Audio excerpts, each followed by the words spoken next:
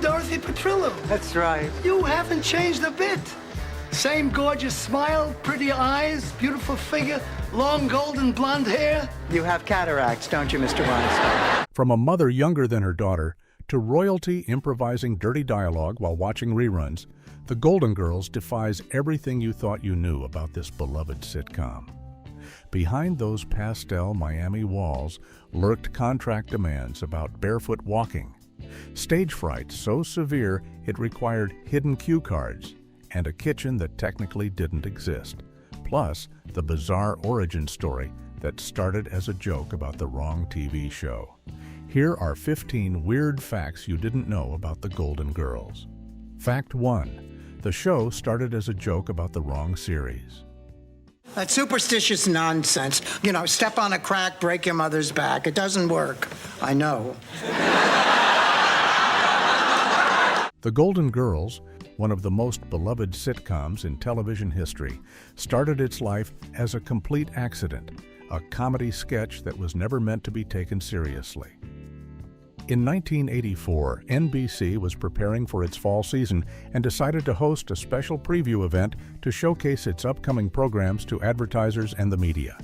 Among the new shows being promoted was Miami Vice, the stylish cop drama featuring Don Johnson in pastel suits that would go on to define 80s television. Two actresses, Selma Diamond from Night Court and Doris Roberts from Remington Steele, were brought in to help present the network's lineup. But what happened next would change television history forever. During their presentation segment, the two comedians performed an improvised skit where they pretended to misunderstand what Miami Vice was actually about. Instead of a gritty crime show, Diamond and Roberts jokingly described a program called Miami Nice, painting a picture of elderly retirees living in Florida, playing cards, taking cha-cha lessons, and lounging on the beach in their mink coats. The audience at the preview event loved the concept, laughing at the absurd idea of a show centered around senior citizens instead of sexy detectives. NBC executive Brandon Tartikoff, who was in attendance, found himself captivated by the accidental pitch and began to wonder if there might actually be something to this joke. The network held on to the working title Miami Nice for quite some time during development, but eventually decided it would be too confusing to have both Miami Vice and Miami Nice airing on the same network. When creator Susan Harris came aboard to develop the concept into an actual series, the show was renamed The Golden Girls, and television would never be the same. Fact 2. Sophia's mother was younger than her daughter. Dorothy, can I make a little suggestion when you go for your makeover? Sure, what is it? Don't expect a miracle. One of the most bizarre casting situations in television history occurred on The Golden Girls, where the actress playing the mother was actually younger than the actress playing her daughter. Estelle Getty, who portrayed the sharp-tongued Sicilian mother Sophia Petrillo, was 62 years old when the show premiered in 1985, while Bea Arthur, who played her daughter Dorothy Zbornak, was 63 years old at the time. This meant that Getty was not only playing a character nearly 20 years older than her actual age, but she was also a full year younger than the woman who was supposed to be her on-screen child. The transformation required to make this age reversal believable was nothing short of remarkable, and demanded an enormous amount of work from the makeup department every single day of filming. Each morning before taping, Getty would sit in the makeup chair for 45 minutes while artists applied prosthetic pieces to create wrinkles and age spots on her face, along with carefully applied aging makeup to make her skin appear older and more weathered. They also fitted her with a gray wig to complete the illusion of an 80-something-year-old woman, since Getty's natural hair was still dark and youthful looking. The end result was so convincing that audiences never questioned the age difference, fully accepting Getty as the elderly matriarch of the family. Getty almost didn't get the role at all, because during her initial audition, the producers thought she looked far too young to play Dorothy's mother. It was only when she returned for a second audition wearing the gray wig and aging makeup that the production team realized she could pull off the character and Sophia Petrillo became one of the most beloved characters in sitcom history. Fact 3. B. Arthur's bizarre barefoot contract clause. Yeah, she's right, Dorothy. Sometimes just lying motionless is the best thing a person can do. That didn't sound right when you said it on our honeymoon, and it doesn't sound right now. B. Arthur was known for being opinionated and set in her ways. But one of her most unusual quirks involved her intense hatred of wearing shoes, which she took so seriously that she had it officially written into her contract for the Golden Girls. According to author Jim Colucci, who interviewed over 250 people involved with the show for his book Golden Girls Forever, Arthur made it clear from the beginning that she wanted her feet to be free and uninhibited whenever possible. The contract specifically stated that she was allowed to walk around the set barefoot between takes and during rehearsals. But there was one important condition attached to this unusual demand. She had to agree not to sue the producers if she injured herself as a result of not wearing proper footwear. The cast and crew quickly became accustomed to seeing Arthur padding around the soundstage in her bare feet whenever the cameras weren't rolling, and most people considered it one of her more charming eccentricities compared to some of her other strong preferences. Arthur's son, Matthew Sachs, later confirmed that his mother's dislike of shoes was genuine and extended far beyond the television set into her everyday life. But shoes weren't the only things that Arthur couldn't stand being around. She also harbored an intense dislike for birds and had an equally passionate hatred of chewing gum, both of which the crew learned to avoid in her presence. These quirks were just part of what made Arthur a complicated and sometimes difficult person to work with, but they also contributed to the unique personality that she brought to her character, Dorothy Zbornak. The show's behind-the-scenes team described her as both quirky and demanding, but they recognized that her particular way of doing things was simply part of who she was as both a person and a performer. Fact 4. The kitchen shouldn't have existed. Are you sure you dropped it off at the newspaper office? Dorothy, you told me exactly what you wanted me to do a dozen times. Any idiot could have done. I know, honey, but you were the only one going downtown. The most iconic setting in the Golden Girls, the kitchen where the women gathered for late-night heart-to-heart conversations over cheesecake, was never supposed to be part of the show at all, and created a series of logistical nightmares that were never properly fixed. When creator Susan Harris first wrote the pilot script, there was no kitchen included in the house layout. But during the revision process, the writers decided they needed a more intimate setting where the characters could have their most important conversations. This last-minute addition left the show's assistant art director, Michael Hines, scrambling to come up with a kitchen set on very short notice. To save time and money, Hines made the decision to recycle an existing kitchen set from another sitcom called It Takes Two, modifying it slightly to fit the needs of the Golden Girls.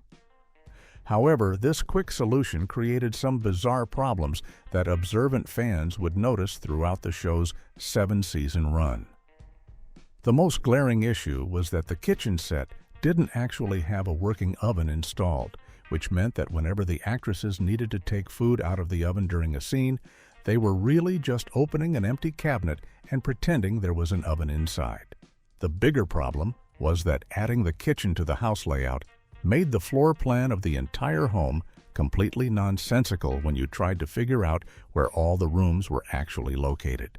Based on where the kitchen was positioned in relation to the other rooms that viewers could see, Rose's bedroom would have technically been located in the backyard, and it became impossible to determine where the garage was supposed to be. Hines later admitted that the production team had planned to fix these layout inconsistencies after filming the pilot episode, but they never got around to correcting the problems. Fact 5. George Clooney's cameo was for health insurance. There's nothing wrong with my taste. You've seen that ring that I picked out for Dorothy. Actually, he was going for a bracelet, but the mechanical claw grabbed the ring. Long before George Clooney became one of Hollywood's biggest stars, With roles in blockbuster films and the hit medical drama ER, he was a struggling actor desperately trying to piece together enough work to keep his health insurance active.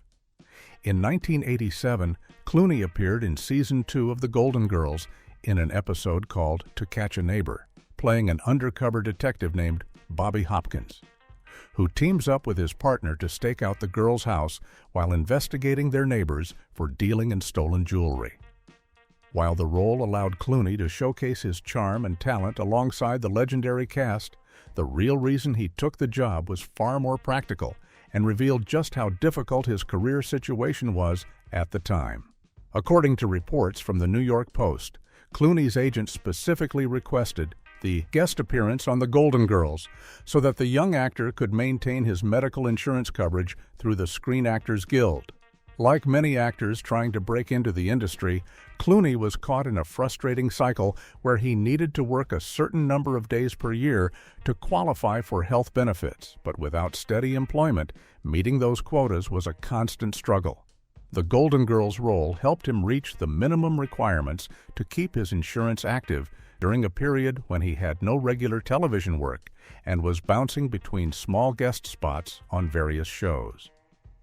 Years later, when Clooney appeared on The Drew Barrymore Show, he fondly remembered his time on The Golden Girls, calling it a fun experience and praising Betty White as a godsend, while describing Bea Arthur as the funniest person in the world, with a filthy, filthy funny sense of humor that made him laugh constantly on set.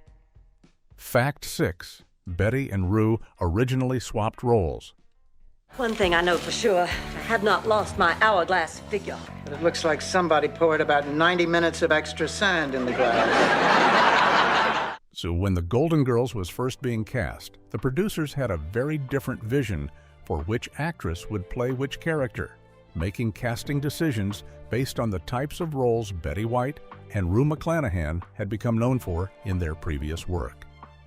The original plan was to cast Betty White as Blanche Devereaux, the man-crazy Southern belle, because White had played promiscuous characters before, most notably Sue Ann Nivens on The Mary Tyler Moore Show. At the same time, they wanted Rue McClanahan to play Rose Nyland, the sweet and naive character from Minnesota, since McClanahan had experience playing similar wholesome roles in other series. However, both actresses were concerned about being typecast and stuck playing the same kinds of characters for the rest of their careers, so they approached the producers with a request to switch roles completely. White wanted to play Rose to avoid being seen as only capable of playing sexually forward characters, while McClanahan was eager to take on the more daring and flirtatious role of Blanche to show her range as an actress. The producers agreed to let them swap parts, and this decision ended up being crucial to the show's success in a way nobody had anticipated at the time. Bea Arthur had initially been reluctant to join the Golden Girls because she felt that playing Dorothy alongside McClanahan would be too similar to their previous work together on the sitcom Maude, where they had played characters with a very similar dynamic. When Arthur heard that White and McClanahan had switched roles, she became much more interested in the project because it meant the show would feel fresh and different, rather than just recycling what they had already done together, and she finally agreed to take the part that would define her career. Fact 7. Sophia's purse was a thrift store find. He just flew in from Minneapolis. Minneapolis, Minnesota? No, Rose, Minneapolis, France. One of the most recognizable props in television history, Sophia's distinctive wicker purse that she carried throughout The Golden Girls was never provided by the show's costume or prop department, but was instead discovered by Estelle Getty herself during a shopping trip before her audition. Getty was wandering through the Fairfax district in Los Angeles, browsing thrift stores and secondhand shops to find items that might help her bring the character of Sophia Petrillo to life when she came across the small straw handbag that would become an essential part of her character's identity. She purchased the purse and brought it to her audition, and the producers loved how perfectly it fit with the image of an elderly Sicilian woman, so they kept it as part of Sophia's look for the entire 7-season run of the show. The purse ended up serving a much more important function than anyone could have predicted, becoming a crucial tool that helped Getty cope with the severe stage fright that plagued her throughout the series. Despite her Emmy-winning performance, Getty suffered from crippling anxiety when performing in front of the live studio audience, which was made worse by the fact that she was the least experienced television actress among the 4 leads, and felt intimidated working alongside seasoned performers like Betty White and Bea Arthur. As her memory problems grew worse due to the anxiety, Getty began writing her lines directly on the wicker purse, along with other props she could glance at during filming, turning the innocent accessory into a hidden cue card that helped her get through scenes when she would freeze up and forget what she was supposed to say next. Fact 8. Princess Diana and Freddie Mercury improvise dirty dialogue. Dorothy, should I get Sophia a glass of water? No, Rose, you should sit here and watch her hack herself to death. Are you sure? Get the water! The Golden Girls had fans in some of the most unexpected places, including 2 of the most famous people in the world during the 1980s who used the show for their own private entertainment in a very unconventional way. According to a book called The Power of Positive Drinking, written by British comedian Cleo Rokos, Princess Diana and Freddie Mercury, the legendary lead singer of the rock band Queen, were close friends who shared a love for the Golden Girls, but they didn't watch the show the way most people did. Rokos described an afternoon when the Princess of Wales and the rock icon spent time together at Mercury's home, drinking champagne and watching reruns of the Golden Girls on television. But instead of listening to the actual dialogue and storylines, they turned the sound completely off. With the volume muted, Diana and Mercury would watch the scenes play out silently and then improvise their own dialogue for Dorothy, Rose, Blanche, and Sophia, making up what Rokos described as much naughtier storylines that were far more risque and adult than anything that would have been allowed on network television in the 1980s. The 2 famous friends would take turns providing voices for the characters, creating increasingly outrageous and inappropriate scenarios while laughing hysterically at their own improvised comedy, turning the wholesome sitcom into something completely different for their own amusement. This bizarre viewing habit revealed not only how much Princess Diana and Freddie Mercury enjoyed the Golden Girls, but also showed a playful and irreverent side to both of them that the public rarely got to see, as they relaxed in private and used the beloved show as a canvas for their own creative and slightly scandalous entertainment. Fact 9. The Queen Mother demanded a royal performance. I slipped through the cracks of the St. Olaf school system. It's very hard to believe. I've seen you almost complete a TV Guide crossword puzzle. The Golden Girls became so popular that it attracted devoted fans from all levels of society, including one of the most important members of the British royal family who used her influence to bring the show across the Atlantic for a very special occasion.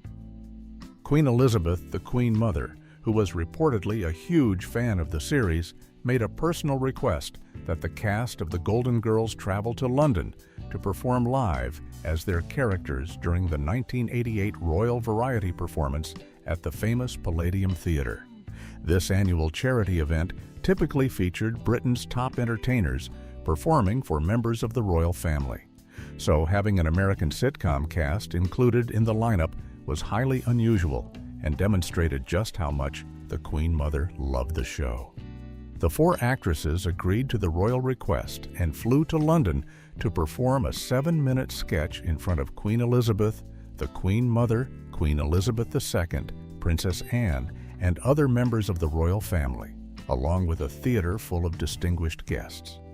Knowing they would be performing for royalty, the cast made the decision to tone down some of the raunchier jokes from their original material to avoid offending their hosts, carefully selecting which bits of humor would be appropriate for such a formal and prestigious occasion. Despite their efforts to keep things more restrained, the sketch still managed to get big laughs from the royal audience, particularly when Sophia delivered a classic zinger aimed at Blanche about getting intimate with a paramedic shortly after becoming a widow. Betty White later recounted the experience in an online question and answer session, describing it as very exciting and noting that the Queen was lovely, though the cast had been instructed not to speak to her unless she spoke to them first. Fact 10. Dorothy's earrings were all clip-ons that numbed her ears. This must be my lucky day. I usually end up sitting next to a fat, sweaty man who insists on taking his shirt off. What kept you? Dorothy Zbornak's bold and dramatic earrings became one of her most recognizable fashion statements throughout the Golden Girls, with fans of the show often commenting on the impressive collection of chunky, eye-catching jewelry that perfectly complemented her flowing shirts and shoulder pads that defined 1980s style. However, what viewers didn't realize was that every single pair of those distinctive earrings that Dorothy wore over 7 seasons were clip-ons rather than pierced earrings, simply because Bea Arthur had never had her ears pierced at any point in her life. The show's stylist, Judy Evans, had to carefully select only clip-on earrings for Arthur's character, which limited the options somewhat, but still resulted in a memorable and iconic look that became inseparable from Dorothy's image. While Arthur appreciated how the bold earrings added to her character's presence and gave Dorothy a wonderfully dramatic appearance that helped define her personality, she was honest about the significant discomfort that came with wearing clip-on earrings for long hours during filming. Arthur openly admitted that by the end of each workday on set, after wearing the heavy clip-on earrings for hours at a time during the rehearsals and multiple takes of scenes, her ears would be completely numb from the constant pressure of the clips pressing against her earlobes. The crazy earrings, as Arthur called them, may have looked fabulous on camera and helped create Dorothy's signature style, but they came at the physical cost of causing her ears to lose all feeling by the time the cameras stopped rolling and she could finally take them off at the end of another long day of taping the show. Fact 11. Estelle Getty wrote lines on props due to crippling stage fright. Arrested for prostitution. I can't believe it, Sophia. Sophia, we're innocent. I know that. I can't believe these dumb cops would think anyone would pay money to sleep with you. Estelle Getty delivered one of the most beloved performances in television history as Sophia Petrillo, even winning an Emmy Award in 1988 for her work. But behind the scenes, she was fighting a constant battle with severe stage fright that made every taping session a struggle. Getty had come from a background in theater where she had performed on Broadway. But television was a completely different experience, and performing in front of a live studio audience while cameras captured every moment caused her tremendous anxiety that only grew worse as the seasons progressed. She felt especially intimidated because she was the least experienced television actress among the 4 leads, working alongside seasoned professionals like Betty White and Bea Arthur, who had spent decades mastering the medium and seemed completely comfortable in front of the cameras. By the time the Golden Girls reached season 3, Getty's stage fright had become so debilitating that she was having significant problems remembering her lines, which the production team attributed directly to her anxiety rather than any actual memory issues. Getty tried everything she could think of to help herself cope with the pressure, including sessions with a hypnotist to calm her nerves and working with an assistant who would run lines with her before each taping, but neither of these methods provided the relief she desperately needed. Left with no other options, Getty began writing her dialogue directly on props that she could glance at during scenes, scribbling lines on her iconic wicker purse, on pieces of furniture, and on anything else within her eyeline that the cameras wouldn't catch. The production eventually agreed to introduce cue cards to help her get through scenes, and the cast would often have to stay behind after the audience left to refilm scenes where Getty had frozen up or forgotten what she was supposed to say. Fact 12. Bea Arthur hated every single cheesecake scene. Whoop, it is really coming down. What's coming down? The Liberace marquee at Caesar's Palace. One of the most iconic elements of the Golden Girls was the tradition of the four women gathering around the kitchen table late at night to share cheesecake while discussing their problems and bonding over life's ups and downs. But this beloved ritual was actually torture for Bea Arthur, who secretly despised every moment of these scenes. The cast consumed well over 100 cheesecakes during the show's 7-season run, with bakeries from all over the country donating the desserts to the production. And most people would have considered this a wonderful perk of the job. However, Arthur couldn't stand cheesecake in real life and found the entire experience of pretending to enjoy eating it on camera to be deeply unpleasant, yet she never let her personal feelings show through in her performance. What makes this situation even more remarkable is that Arthur hated not only the cheesecake itself, but also the actual scenes that featured the dessert, finding the whole setup tiresome and repetitive as the writers kept returning to this same format episode after episode. Despite her strong dislike for both the food and the scenes, Arthur was such a skilled actress that she managed to convince millions of viewers over the years that Dorothy Zbornak genuinely loved sitting around the kitchen table with her friends and enjoying a slice of creamy cheesecake while working through their latest crisis or celebrating a happy occasion. The fact that Arthur could make these scenes feel so warm and authentic while personally detesting what she was doing is a testament to her professionalism and her abilities as a performer, as she put aside her own preferences to deliver exactly what the show needed and help create some of the most memorable moments in sitcom history. Fact 13. Quentin Tarantino used his paycheck to fund Reservoir Dogs. Never seen you look so beautiful. Thanks, Ma. Who's the designer? He deserves a Nobel Prize for miracles. Long before Quentin Tarantino became one of the most influential filmmakers in modern cinema, he was a struggling actor, taking whatever small roles he could get, including a minor appearance on The Golden Girls that would end up helping him launch his directing career. In 1988, Tarantino appeared in a 2-part episode called Sophia's Wedding as one of 12 Elvis impersonators who performed at the ceremony, playing what was essentially a glorified extra role with no speaking lines beyond singing along with the group. However, Tarantino made a deliberate choice to wear his own vintage clothing to the role instead of the flashy Vegas-style jumpsuits that the other Elvis impersonators were wearing because he wanted to portray what he called the Sun Records Elvis, referring to the earlier, more authentic version of the singer from the 1950s.